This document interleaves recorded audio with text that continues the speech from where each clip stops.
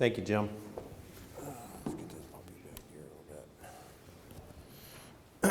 Goss's wilt has become a tremendous issue. It started off as being just kind of a wimpy disease, really, back in the 70s and 80s, and it was in parts of eastern Nebraska and a little pocket of northeast Iowa, and now it's moved from, they've shown that it's in Louisiana to Pennsylvania to Manitoba and all parts in between. So it's become a major issue. We'll start off with some symptoms. What you look for is kind of the necrotic streaks, which means that leaf is dead and decaying. It's kind of a brownish color, but the real telltale sign for Goss's wilt is that it's going to have some black freckles, if you will. And if you hold them up to the sunlight, you'll be able to see those black freckles real easily. It's very distinguishable, and that's one way how you tell it's Goss's wilt. And I've got some pictures coming up, and we'll get into that. So the lesions are especially at the base of the ear. You can also see it earlier in the season. You can see some lesions on the stalk itself, and I've got some pictures of that too. I got some pictures from Bob Streit, Amy Bandy, and Doc Huber. So they all helped with pictures and slides and things like that. So the stalk is discolored. The vascular bundles are discolored, and the pith, it can have a little bit of orange, little bits of orange in that stalk, and that's another telltale sign of Goss's wilt, because what it does is it plugs up that xylem, so then the xylem can't flow throughout that plant. That's where it carries your water. So, but when it plugs that up, your plant will start to basically struggle without being able to get that water, and it'll just shut down. And it'll just move down the plant or up the plant, depending. The roots are going to be short, brown, and necrosis. Kernels can be missing, small and light test weight. And then also with Goss's wilt, we can have a major problem with test weight going down inside the bin. And I see a few heads going, uh-huh. The cause, it is a bacterium, so you cannot go and spray a fungicide on Goss's wilt. It's not going to help you at all. It prefers moist conditions. It used to be mainly on corn You could throw that out the back door, because there's no, now it's on corn on soybean rotation. I see it almost every single year in my area in central Minnesota and the Dakotas. When we go through a drought for maybe 2 weeks, hot, dry conditions, it shows up every single year. Does it help to have a 3-year rotation instead of a corn soybean? I haven't really seen that, so I can't comment on that for sure. What have you seen? I'm trying to interject with it. Yeah. It helps immensely to have a 3-year rotation. Okay, that's what I wanted to know. So you have seen it, Yes. improvement there. And are you using more Goss's wilt tolerant hybrids as well? Well, it helps, but I mean, the 3rd year brings it down to just about nothing. Yep. And I've heard that with other diseases, that after you get to past that 2nd year, that your diseases will. The cycle has learned corn, soybeans for 50 Right. years. Mother Nature's not stupid. She's an opportunist. Yep, exactly. What we think is going on is we think it's being spread in the seed. How else would it go from, all the way down to Louisiana to Pennsylvania, all across the whole Midwest and into Canada, unless it's going through the seed? Because these areas have never had Goss's wilt, and now they do. And then Doc Huber, he was here several years ago and presented that they took some seed from Iowa and they shipped it to France or something like Germany. Was it Germany? And they grew that seed, which was biotech seed, and they had Goss's wilt over there in Germany. It was the only field in the whole area that had Goss's wilt. Yeah.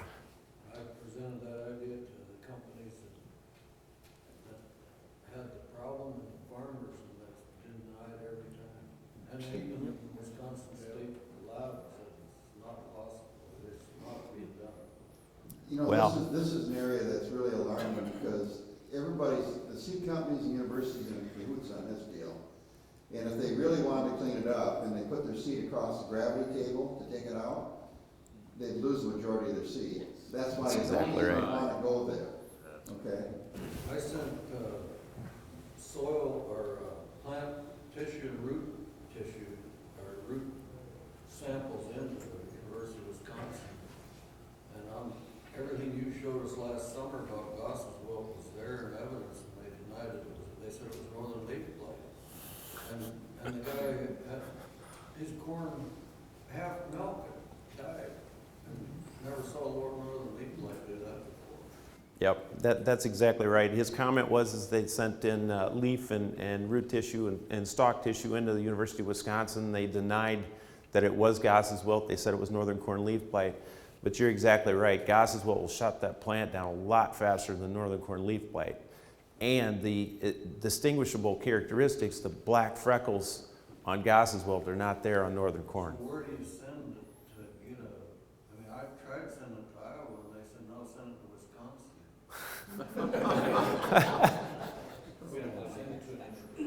I don't know how to answer that. We do have an ELISA test I'm going to get into. It's a test that you can do with like a color test, and I'll get into that here and toward the end. We got to keep moving. Okay, the seedborn part of it, it makes poor seedling emergence, early death. You can have early necrotic lesions on base of the stalk. I kind of hit on this. Early wilted, withered, and dead seedlings. We can see that too. I've got some pictures coming up on that. And then all other symptoms below from systemic infection. Gray to light yellow streaks, wavy margins following veins, dark to green black, water-soaked flecks within the lesions. You can see that water soaking with Goss's wilt many times too. What I see in my area is the leaves will turn pink. It's a pink hue. It seems like the universities won't grab onto that either, but I see it every year. And I've sent in tests, and that's what it is. I've talked to Dr. Huber, that's what it is. And it's all these other symptoms, and it has the black flecks, just like what we're talking about here. And towards the bottom there, orange to pink color leaves and the kernels, they'll shrink up. And I think it was 2 years ago, the Goss's wilt hit like a week before they were going to chop. There was a tremendous decrease in yield because we didn't have that moisture in that plant before they chopped, and the guys really got hit hard. What about that silage going into a silo? Is that going to decrease the quality of that silage a lot? I think it would, yes. I think there's definitely going to be some issues. He asked about the quality of the silage with Goss's wilt. Is that going to decrease the quality of that? I would think it would. Well, it depends on if you chop the kernel it's whole too. Right. You know that, and you're going to probably cover this, in the bend, if you put Goss wilted corn in the bend, you're going to lose test weight over time. Yep. It's going to deteriorate. And a lot of people experience that. They had an elevator down in northwest Iowa a few years ago, we probably heard about it. They put a big pile of corn out, and the guys, they weighed the corn going in the pile so they knew how much was there. When they pulled it out, they were like a lot of bushels short. It was like a million. I think they did or almost fired the two guys that were in charge of it because they thought either they were incompetent or they were stealing corn. And really what happened was they found out it was Goss wilt that was deteriorating in the corn. They never admitted that it was Goss's wilt, but that's what it was. The other thing with the silage portion of that, you do have to be careful with that, and because it can get you into some botulism, Mm-hmm. and Yeah. that is very dangerous. Yeah, David had a comment on Goss's wilt in the silage pile. You can have some issues with botulism. That's exactly right. Okay, here's some of the seedborne issues. Like early on right here, we got the seed issues or the seedling issues with Goss's wilt. Can we turn the lights down? We're gonna have a lot of pictures coming up. Maybe like these two, if we can hit those down. You'll be able to see. You'll be able to see better, I think. Yeah, if you turn those two off, I think that'll make a difference. One more. Question. Yep. Back to the silent botulism issue, is that overcome by this feed additive? Or was that gonna help anything, or? I don't know for sure on that. Do you know, Jim? Well, I think, again, if you went into a high moisture situation and you used a product like our forage enhancer and mineral, fermentation mineral, and feeder probiotic, obviously you're going to have a better chance of improving the immunity of the animal, overcoming that, no doubt. But Is it going to stop it completely? That's hard to say, but we know that the microbes, it's been proven, and we've got studies to show that microbial culture we got in the forage enhancer will take out mycotoxins and aflatoxins. So we know that those microbes will attack the pathogens in that forage and take them out and try to balance it, pre-digest it. Okay, so we got the seedling, so it can happen early in the season. And then right here, this is a plant right here that was hit with Goss's wilt. You know, it's not across the whole field yet, but it's on the edge. You can see the dead and decaying material, the plant material, and it started at the top of the plant, it just worked its way right on down. Here's another picture of one right here. Will that affect the plant next to it too, then, or just that plant? The plant, oh yeah, it'll spread. It'll spread throughout your whole field. It spreads with, it can spread with wind, it can spread with rain, insects, birds, all that type of thing. You know, if we suspect it's already in the seed, and if it is already in the seed, you just have to have the right environment for it.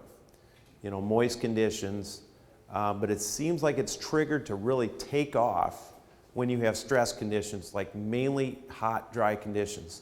For about 2 weeks, that's when it really takes off. This is you can see kind of the wrinkled look on the leaf here. This is from Amy Bandy. And this is the very early symptoms of Goss's wilt. So if you start to see that, you got a pretty good chance that Goss's wilt's going to start to hit you. You can even see it in the stalk here. You can see the stalk is brown and decaying at the bottom here, kind of a crown rot, if you will. And that's another way of plugging up those that interior line of that stalk, and so the disease can progress up that stalk. Go ahead, Ken. What I've noticed, though, I think, is when it gets under stress is when it really grows. Then you get those warm, moist, sticky mornings. When you're under stress, that's when it really goes nuts. I think that's exactly right. Ken said that when you get those warm, sticky mornings with the fog and the dew and all that type of thing, it really infects the plant. But I don't think it takes off until we hit the hot, dry area. Then it just progresses. But that's when it infects it. I agree, definitely. Here's what I was talking about earlier. Here we got these lesions near the leaf, near the ear leaf. These lesions. This is the beginning of Goss's wilt right here, and so that's something to look for. This is going to be, you know, we're a brown silk here, so could be mid to late July type of thing, depending on where you're at. But that's another sign to look for Goss's wilt. And here's another picture of that plant that's already been hit here. There we go. Again, with the lesions, right here you can see kind of the black freckles and the water marks that are common with Goss's wilt. This is what I see up in my area. I see more of the pink leaves. And you don't seem to see that as much in, say, central and southern Iowa and Illinois and throughout that area. I don't see the pink leaves as often through there. I did in northwest Illinois last year in September, early September, around Labor Day. I was seeing a lot of pink leaves in that area. And they were under a hot, dry stretch, and that's when Goss's wilt was kicking in there. And again, here you can see these black flecks indicating Goss's wilt. The top dieback, you can also see this Kind of looks like a freeze-dried color. It looks like the plant has gone under a frost or something like that. It looks like it just takes the color right out of the plant. And that's that bacteria moving up that stem and stopping the flow of the xylem and preventing it from getting moisture and nutrients. Here's another picture of the seed that it must have hit earlier in the season, and it's affecting your seed right here. It's of course going to affect test weight, but it's affecting yield big time here because we got some pretty small ears. More of some of the same types of pictures here. Here we got the smaller ears. This must have, like I said, earlier in the season. Okay, and now we got the stalk symptoms. Here, it'll basically what will happen is the Goss's wilt will get into that stalk, and then you can have other stalk rots that'll come in. Once you get one infection of disease, then you can get another one and another one and another one. You know, if you have that infection, it's easy to get other infections into that plant. I've got a picture here somewhere of the flaking of the orangeness in the stalk of Goss's wilt. And here you can see how the roots are just dead and decaying from the Goss's wilt infection. This is a field that has pretty severe Goss's wilt in it in Iowa under irrigation. As part of the same field here. This is from Doc Huber. He lives out in Idaho. And this field had seed from Iowa, so that's why we think that it's spread by the seed, because there's no Goss's wilt in Idaho. At the time there wasn't anyway. There is now. Here you can see resistant lines right here, nice and green, and then in between, where the Goss's wilt is just eating it alive. This is in 2012. This is from Bob Streit. Okay, why is Goss's wilt such a concern? The seedborne pathogen, it can enter the pathway. Water dispersed internally. Highly virulent, meaning it can really spread.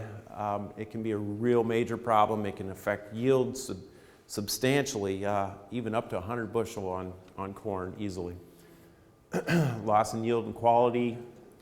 It seems to be more in the GMO and Roundup Ready genetics. However, you can find it in the conventional genetics too. It doesn't seem to matter.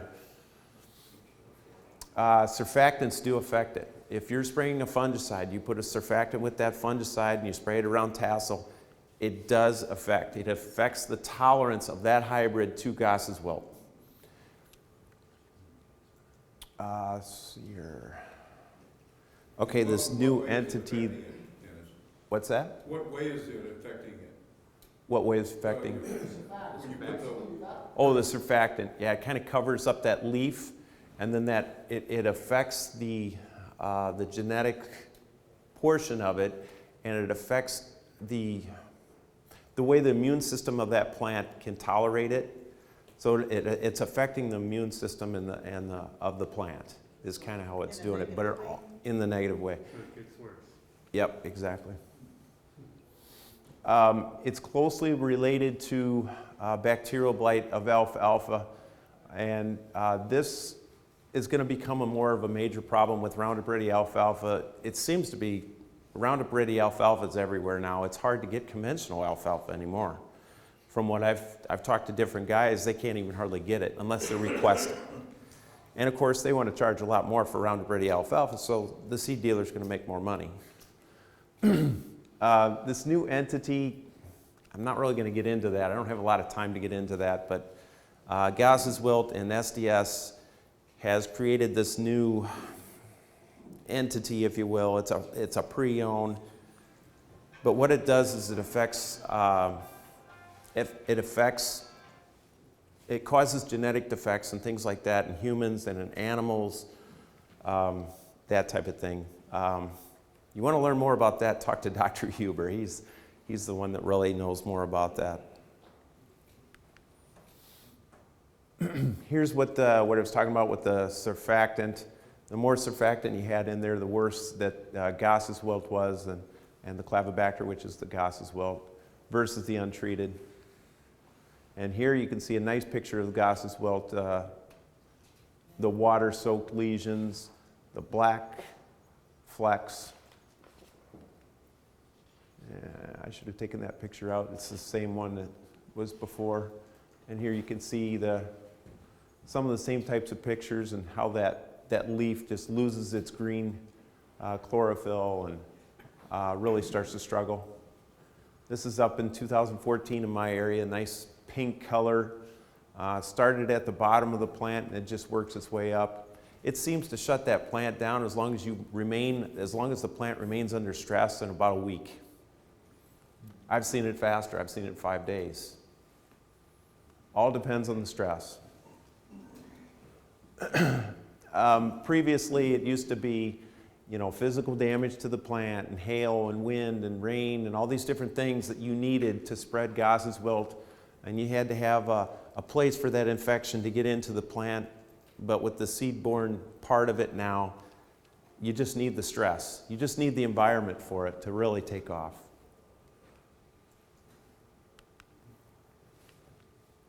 The symptoms usually appear after silking. We have seen it sooner than that too, but on the leaves, on the husk, on the leaf, or the husk leaf, and then on the stalks. Again, some of the similar pictures here, and here's kind of the pinkish color again. More of the pinkish color.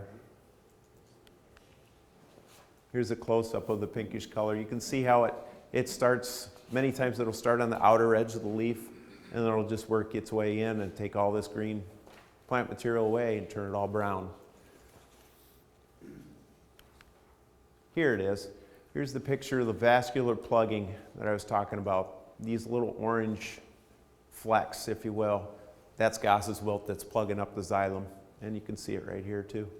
It's actually inside the plant, and it expresses itself visually on the outside. Exactly. And that's why, you walk in the field in the middle of August or so, and you think you got 220 bushel corn, and when this thing kicks in, it just plugs everything, and then you don't have seed fill. Can you see that before you see leaf evidence? I mean, if you cut a plant across, can you see that flecking before you see the evidence in the leaves? You can, because look how green that stalk is right here. Yeah, you can see it. You can see it in the stalk, before you see it on the leaf. Okay. I would think you would see the kind of that.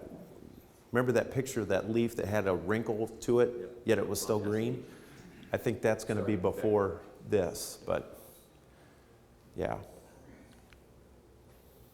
Northern corn leaf blight, different symptoms of northern corn leaf blight. You can see the long, angular lesions here. Here's heat stress. This is Stewart's wilt here.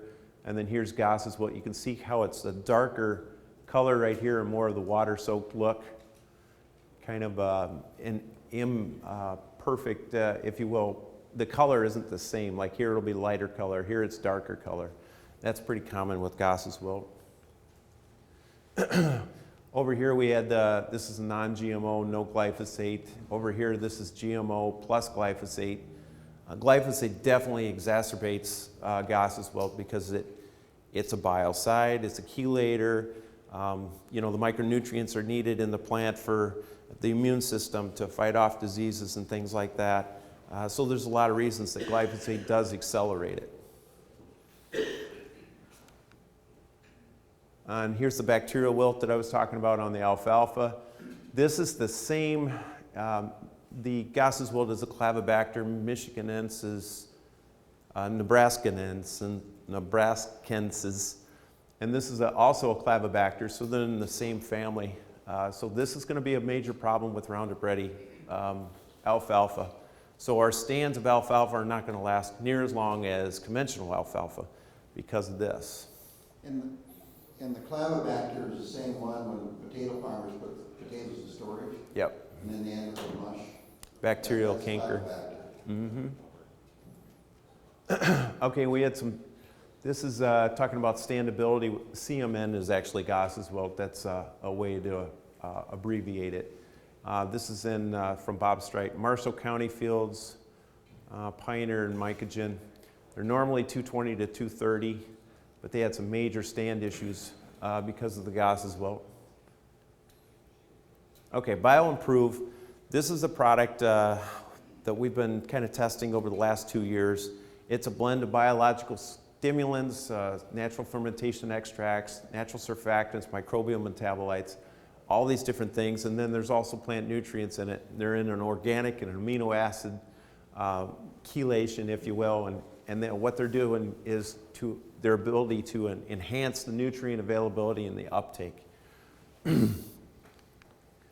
It stimulates the plant's defense mechanisms. It improves resistance against many other environmental and physiological disorders.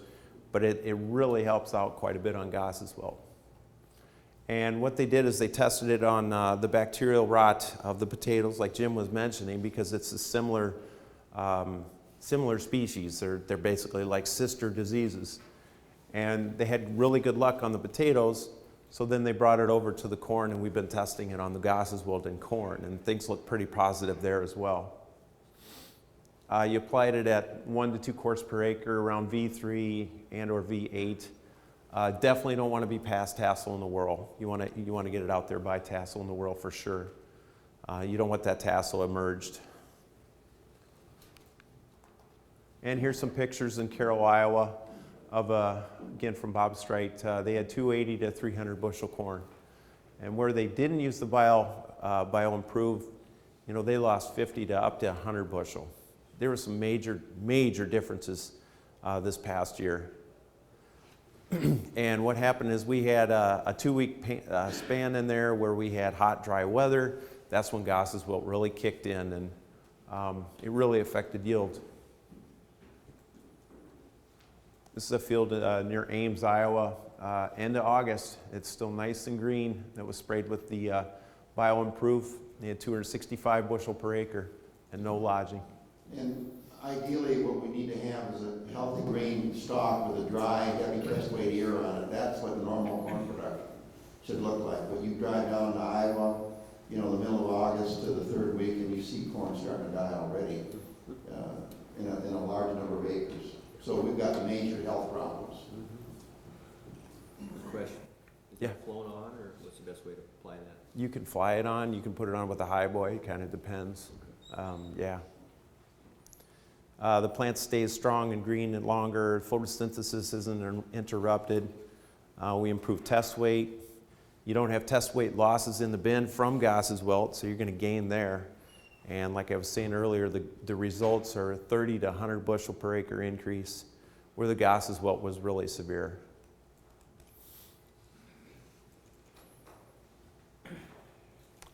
This was what I was talking about earlier.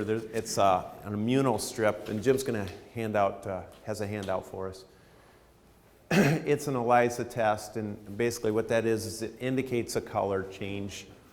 I've got the big long name of what ELISA stands for, but what this strip test was designed for, it's a CMM, which is Clavibacter michiganensis. Again, a relative of the Clavibacter michiganensis nebraskaensis, which is the Goss's wilt. They use this test to indicate if you have Goss's wilt. And what you do is, move it up here. You cut the leaf, cut a sample of the leaf, and you cut the top part of the bag, and then it's got the inoculum in there. And you drop it in there, and you mush up the sample with a pen or whatever, a blunt object, and mix it into that solution. Then you put the strip into the bag with no more than 1/4 of an inch submerged in the liquid, and the test takes about 30 minutes. But what it's shown is that we're seeing Goss's wilt on that test about 100% of the time is what they've seen. So even though it's a test for the bacterial canker of tomato, it actually shows very well for the Goss's wilt. So it's $50 for 5 strips, or if you need more than that, it's $140 for 25 strips. So, you could even share a box or whatever with your neighbor or something too. Is there timing when you need to take this test? When you I think see I've those got wrinkled that in leaves, here. or when's a good time to? I would say in that, even V6 to V8, Okay. you could start to test it there and see if you have it. If I were to guess, I'd say most of these plants are going to have it. Okay. The stress brings it out. Yep, So it's just laying in wait and maybe Yep. up here. yep, exactly. It's laying in wait, it's waiting for the right environment, and then boom. And this is a bag from Doc Huber out in Idaho showing that he has Goss's Wilt. This is back in, I think, 2014. Where do you get this test? I think it's on your sheet, actually. I can't remember the lab, but there's, This is the testing to do yourself. yep, yep. Yeah, go ahead. What do you do with the harvest if you've got Goss's Wilt in your field? What you want to Say do that the then, seed's contaminated. yep. Well, then, what are you supposed to do with the harvest?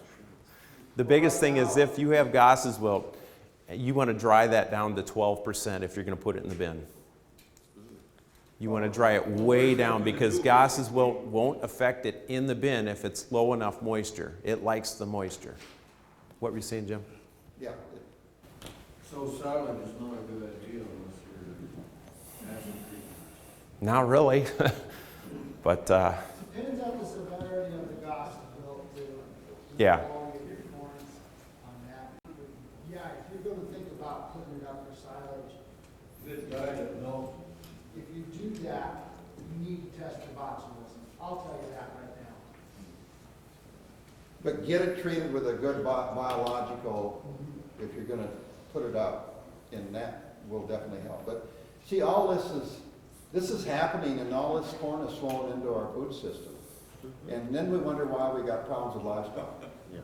And why we think we've got problems managing manure more than we've ever had before, because of what's happening to the feed going into the animal, coming out of the animal. no. Go ahead, Could you Gene. use this strip in the silage sample or would that excuse it? I don't know why you couldn't.